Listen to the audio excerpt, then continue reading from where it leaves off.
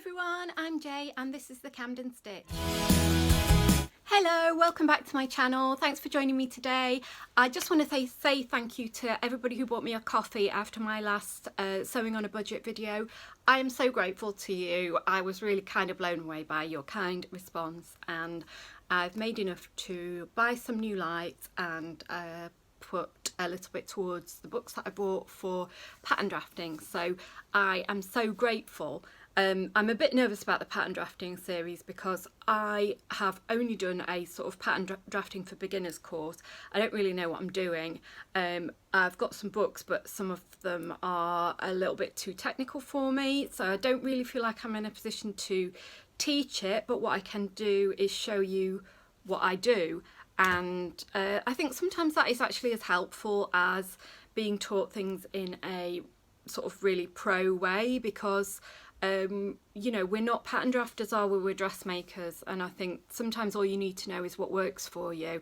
And I think it's sometimes quite interesting seeing what works for other people. I like watching videos where I watch people sew, because I always learn something. I always learn, oh, I didn't realise you could do it that way, learn a bit of a new technique or something. Right, so today we are moving on to pressing matters. Yes, I went there, I did the pressing matters pun, sorry about that. I thought we'd talk about irons because I recently had to replace my iron, and I originally had this horrid old broken thing which had got duct tape keeping the water filler bit on, and yeah, I had to replace my iron, and I looked around to find the best irons for sewing, and I think Sew Essential has got a blog about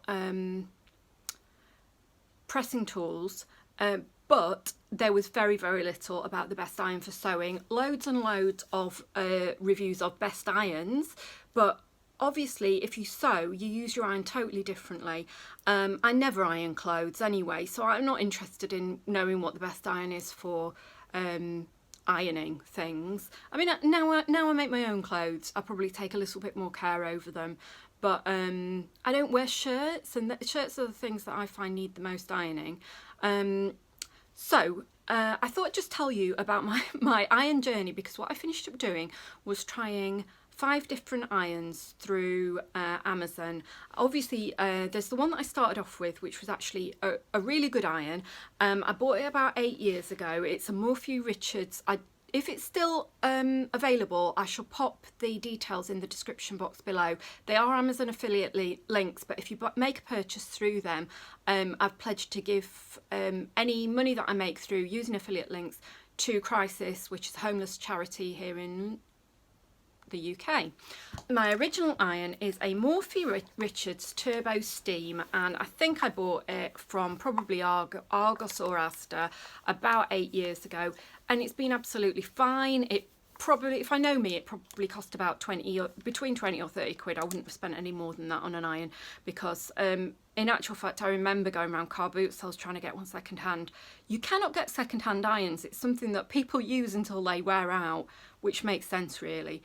But it was a really good iron, and it did everything that I needed to. So when I came to replace it, I thought that I would trade up and get one that was really good for, well, I don't know, irons promise so much. When you read the blurb about irons, they promise basically to make your tea, sew your dress for you, and give you a child. And I thought, oh, you know, if they promise so much, I'm sure that if I spend a bit more, I'll get one absolutely fabulous. So I'm going to tell you about the irons that I tried, and what I liked and didn't like about them, and the one that I got in the end, which I absolutely love and would really recommend for sewing with. So the first iron that I got was called a Tower T22008 Ceraglide 2-in-1 cord or cordless steam iron with nano coated non-stick ceramic sole plate, 2400 watts, purple. The reason that I fancied a cordless iron is because I'm left-handed, and I often find myself wherever, because like everybody I'm sewing in limited space, so you've always got the the iron cord always seems to be on the wrong side, and I thought, what a brilliant idea if the iron cord is, if it doesn't matter basically, because you can pass it from left to right. Now I read a few reviews of cordless irons, and what they said was that they obviously, the minute you take them off the charger base, imagine a kettle charger base, they work exactly the same. So these reviews said that they start cooling as soon as you take them off the base. Which makes perfect sense. But what I figured is when you're pressing, you only really need the heat for a few seconds, and then you can pop it back on. And that kind of worked in principle. So what I liked about the tower iron was that you can actually lock it onto the charging base and use it as a corded iron. So I figured that if I needed to use anything for longer than it took for it to cool down, then I could lock it onto the base, and it kind of worked okay.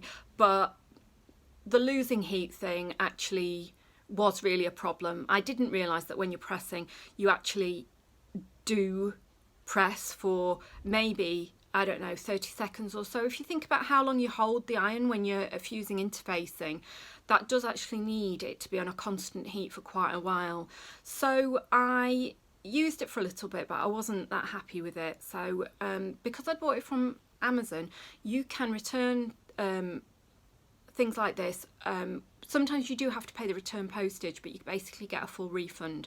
And so I thought, I'll send it back. I'm not just going to make do with one that's not right. I'll send it back and I'll get another one. So this time I read more reviews. Honestly, I can't think of anything more boring than researching the best bloody iron. But equally, I wasn't just going to buy one without researching it. So I mean, I spent a period of weeks reading a lot of bloody reviews, and God, it was boring. The next one that I bought was the Russell Hobbs Power Steam Ultra 3100W Vertical Steam Iron 20630 black and grey. I hated this iron. It was heavy. It shut off too quickly for what you need when you're sewing. It bleeped annoyingly all the time when you shut it off. It had a 3-metre cord, which I thought I would want, but actually it got really tangled and coiled after only like a week's use. So that one went back. The great thing about Amazon is I could just keep on sending these back and getting new ones, and it really let me try a lot of irons. I just didn't like it as much as the broken iron, and so I finished up putting it on one side and using the broken iron instead. The broken iron isn't unsafe, it's just it started to crack in places, so it's close to becoming unsafe. So I just didn't like it. I found it heavy. I found that it splattered water. It wasn't good at it just wasn't producing a lot of steam. Both of these, the Tower and the Russell Hobbs, what I found was that they produced a lot of steam as soon as you put the iron upright. But actually when you need the steam is when you've got the iron horizontal, not vertical. You need the steam on your clothes. They were all very good at producing steam the minute you moved it away from the item that you were ironing. So a bit of a waste of time in my book.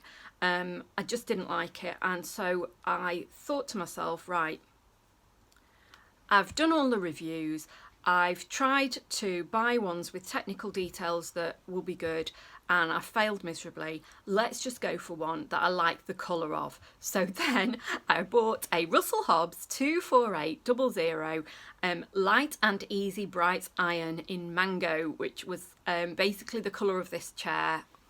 It's a colour that I love, and so I thought, so the main selling features of this iron was that it was A, light, because I do have a bit of arthritis in my wrist, and B, colourful, light and bright. So I thought, I'll just buy this. It'll be a cheap as chips iron, but as far as I was concerned, the one that I was replacing was cheap as chips, and it worked really well. Again, it's got 4 stars. It was £17.87, or that's what it's selling for at the moment, but it was around that same price when I bought it, and it was crap. It didn't seem to produce very much steam, either vertically or horizontally. It didn't have a dry iron setting mode, which was a real problem for doing interfacing, and I realised that in my lack of research that was actually an essential feature that I'd overlooked, and so I thought, right, this one's going back as well. At this point, Ian chipped in. Now, Ian gets a lot of these daily deals emails and stuff that I think are absolutely terrible because they persuade you to buy more than you need. But, you know, he's really into that. And so he said to me, oh, this has come down a daily deal. Why don't you try it? And retailing at 90 quid, although they never sell at that price, do they? But on offer at 45. I think actually it might have been 50 when I bought it, but it was still on offer. And this iron is a Morphy Richards steam iron, 303131 Turbo Steam Pro with IntelliTemp steam iron, blue and white. And so yeah, I paid a bit more for this one, but I think in my mind I was prepared to spend about 50 quid. By the way, I did ask some people, and I know Claire from Beautiful Things, I don't know if she watches my channel, but she did say to me, get a steam generator.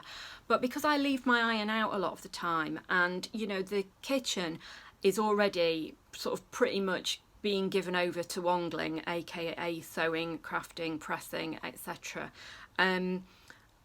Ian was basically, look, it's going to be too bulky, it's going to take up too much room on the side. And I thought, well, he never draws the line at anything, you know, he's pretty good at letting me take over the house with Wongle. So that's why I didn't get a steam generator. So the thing with this iron is it pledges that it will iron at any temperature with no burns. Now, again, I'd read a few reviews about these, and one of the main criticisms of this type of iron is that they don't get hot enough. And somebody said, and I like to know how things work, so this kind of chimed with me a bit. Somebody said that the way that they work is that they iron through steam.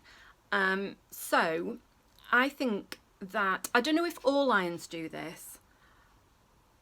The way that I assume steam irons work is that they have got something that produces steam, and when you turn the iron up to the hottest temperature, that's when it produces steam.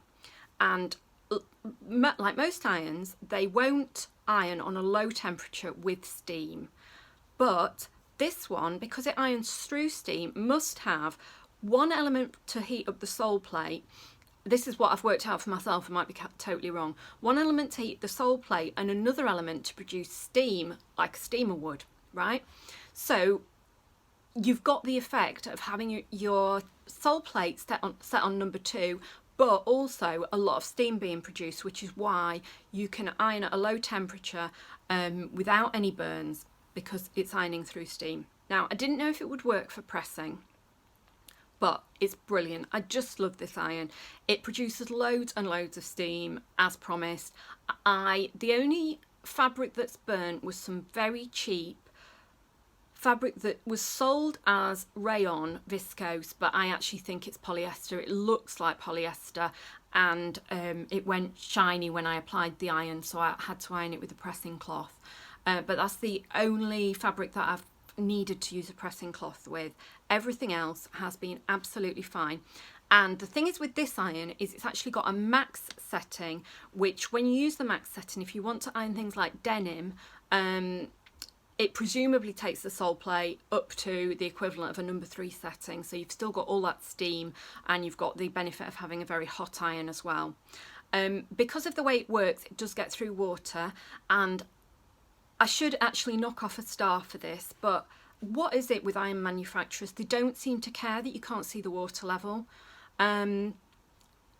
I don't think I've had an iron in the last 10 years that you can probably see the water level in. They seem more concerned with making them all sort of fancy looking and grey and space age looking than actually being able to tell what the water level is. Because every single iron, you see this in the reviews, so you can't see what the water level is, which is annoying.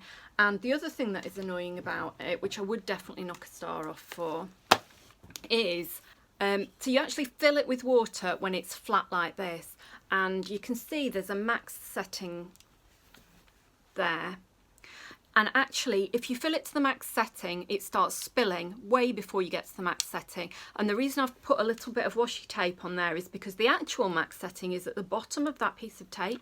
Now, I don't know whether I've just got one that's dud or I can't see why nobody's mentioned that in all the reviews.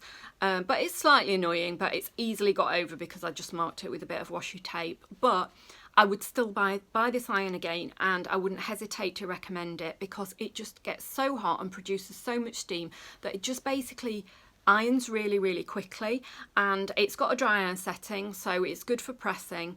This particular iron that I like, the IntelliTemp one, the Morphy Richards one, it does bleep, but it's very quiet, and it cuts off after I think 8 minutes if you leave it face down, which I never leave my iron face down apart from if I'm pressing. So there you have it. I tried 5 irons. Those are the pros and cons of them all. I'm really happy with the one that I bought. I think it's great for sewing, and I think that if you don't sew and you're just using it for ironing clothes, I think it would be great for that as well. The other thing I was going to mention about weight was I thought that I know that you're supposed to need a heavy iron because it helps you with the job, but because of my kind of arthritic wrist, I thought that a light one would be better. But in actual fact, the one that I have got in the end is quite heavy, but I love it. It just irons so well that any little sort of things that, you know, you can forgive it for a lot. I hope you found this vlog useful today. If you did, give me a thumbs up. If you've not subscribed, then please press the button and click on the ding bell, and you'll get notified every time I release new vlogs. I'll see you very soon. Lots of love. Bye.